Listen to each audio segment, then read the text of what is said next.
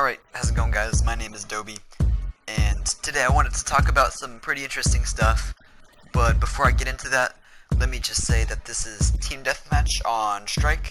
I think I went 18-2.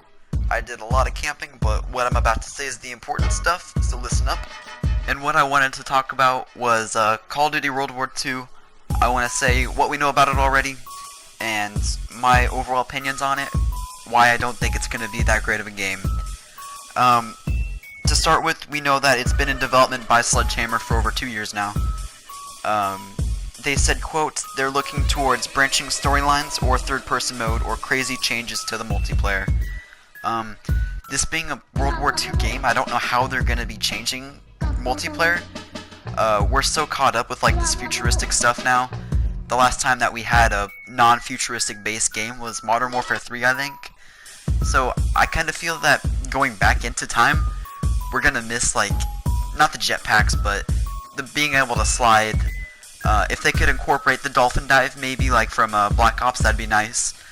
But overall, I think that there's gonna be a lot of things that people don't really realize what they're gonna miss when we go back into a historical time period.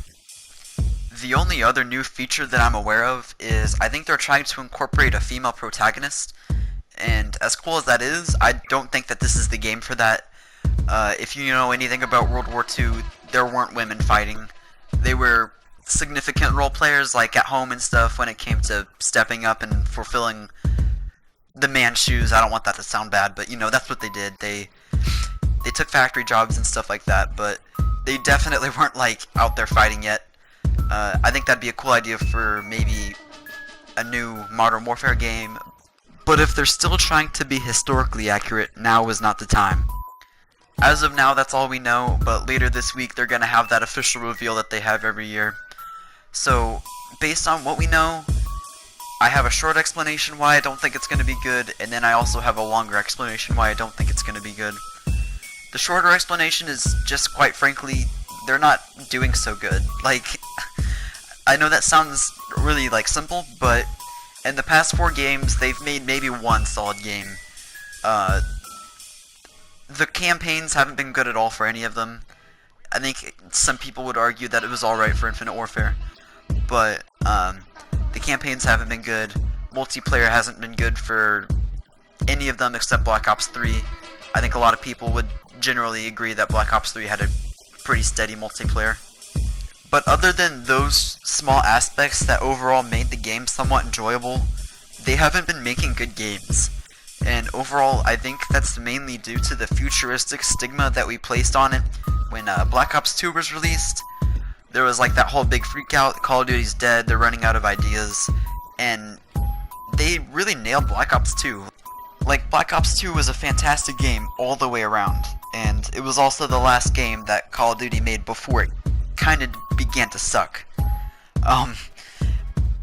Between Modern Warfare and Black Ops 2, there was always fantastic campaign, there was always fantastic multiplayer.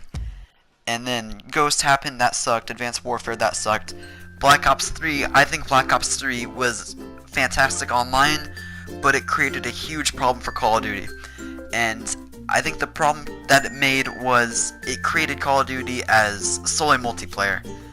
And now, being a World War II game coming out, it's probably gonna have to heavily orientate around a campaign. And when you haven't put out a good campaign in 5 years now, they're gonna struggle having people gravitate over to it.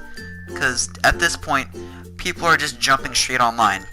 Like, I remember they used to have that warning saying, hey, you might want to try campaign out before you play multiplayer. Now they don't even have that in the games anymore. Basically what this means is if they're gonna make a successful game, it's gonna have to be fantastic multiplayer. And this is gonna be the first timepiece that they've released since 2010, which was Black Ops. And we've been playing all these futuristic games since then, so when we go back to 75 years in the past, it's gonna feel like there's a lot of stuff missing. I think maybe you can kinda compare it to transitioning from Black Ops 3 to Remastered. But this is going to be a way more extreme transition, and I don't think that's something that a lot of people are necessarily ready for. Again, all this is going off a very limited amount of knowledge. We don't really know that much yet. Once I find out more, maybe I'll be able to make a more intelligent prediction. But anyway, I hope you guys enjoyed. Comment to let me know what you think, and thank you guys.